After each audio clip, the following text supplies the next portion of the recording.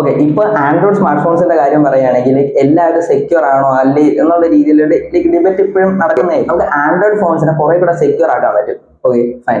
ഇത് എങ്ങനെയാണെന്ന് പറഞ്ഞു കഴിഞ്ഞാൽ ഇതിലാണെങ്കിൽ നമുക്ക് 3 ഓപ്ഷൻസ് നോട്ടിഫിക്കേഷൻ പ്രൊവൈഡർ തന്നെ നമുക്ക് യൂസ് ചെയ്യാൻ പറ്റും. ഒന്നെന്ന് പറയുന്നത് മൈക്രോഫോൺ ആക്സസിബിലിറ്റി.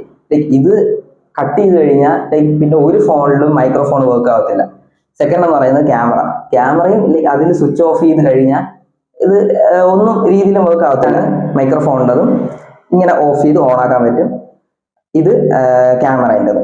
ഓക്കെ, ഇങ്ങനെ ഓഫ് ചെയ്ത് ഓൺ ആക്കാൻ പറ്റും. നെക്സ്റ്റ് എന്ന് പറയുന്നത് ഇതിന്റെ സെൻസേഴ്സ് നമുക്ക് കംപ്ലീറ്റ് ആയിട്ട് ഷട്ട് ഡൗൺ ചെയ്യാൻ പറ്റും. ഓക്കെ, വേറെ സ്മാർട്ട് ഫോൺസ് ഐഫോൺ അതിലൊന്നും കാണത്തില്ല. ഇപ്പം പറയുന്ന ഈ 3 ഫീച്ചേഴ്സ് എന്തായിരുന്നാലും കാണത്തില്ല.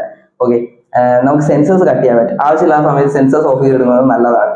ഓക്കെ, കംപ്ലീറ്റ് ആയിട്ട് കട്ട് ചെയ്യാനും പറ്റും. ഫൈൻ. അടുത്തെന്ന് പറയുന്നത് നമുക്ക് ഗൂഗിളിന്റെ ആപ്സ് ഗൂഗിൾ ആയിരുന്നാലും ക്രോം ആയിരുന്നാലും ഇതൊക്കെ നമുക്ക് അൺഇൻസ്റ്റാൾ ചെയ്യാൻ പറ്റും. അൺഇൻസ്റ്റാൾ ചെയ്തിട്ട് നമുക്ക് ബ്രേവ് ബ്രൗസറോ വേറെ ഏതെങ്കിലും ബ്രൗസേഴ്സ് എടുത്തിടാം. കുറച്ചും കൂടെ സെക്യൂർ ആയിട്ടുള്ള ബ്രേവ് ആയിരിക്കും കുറച്ചും കൂടെ നല്ലതായിട്ടുള്ളത്. ഈ ബ്രൗസേഴ്സ് യൂസ് ചെയ്ത് കഴിഞ്ഞാൽ കുറച്ചും കൂടെ സെക്യൂർ ആയിരിക്കും. കാരണം ഗൂഗിൾ ഡേറ്റാസ് കളക്ട് ചെയ്ത് അവരെ ആ ഒരു പെർമിഷൻ കയറുന്നത് തന്നെ നോക്കാം മനസ്സിലാവും. ഓക്കെ.